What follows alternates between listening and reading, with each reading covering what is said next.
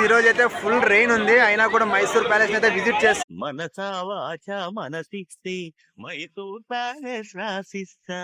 Guys అనుకోకుండా మైసూర్కి అయితే వచ్చేసాను. సో మైసూర్లోని మహారాజభవనమైన ఈ మైసూర్ ప్యాలెస్ని కూడా విజిట్ చేయడం జరిగింది. ఈ మైసూర్ ప్యాలెస్ అనేది ఒడయార్ రాజవంశానికి చెందిందన్నమాట.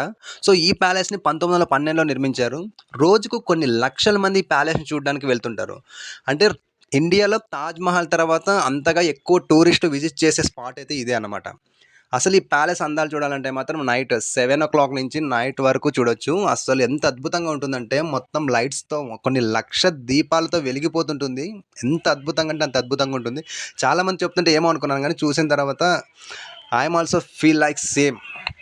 చాలా అద్భుతంగా ఉంది. రాత్రి వేళ కొన్ని లక్ష దీపాలతో వెలిగిపోతుంటే ఎంత అద్భుతంగా అంటే అంత అద్భుతంగా ఉంది. సో మీరు తప్పకుండా మైసూర్‌కి వెళ్తే మాత్రం ఈ ప్యాలెస్‌ని విజిట్ చేయండి. ఫుల్ వీడియో కోసం సబ్స్క్రైబ్ చేసుకోండి. చూడముచ్చటగా ఉంది ఈ చోటు.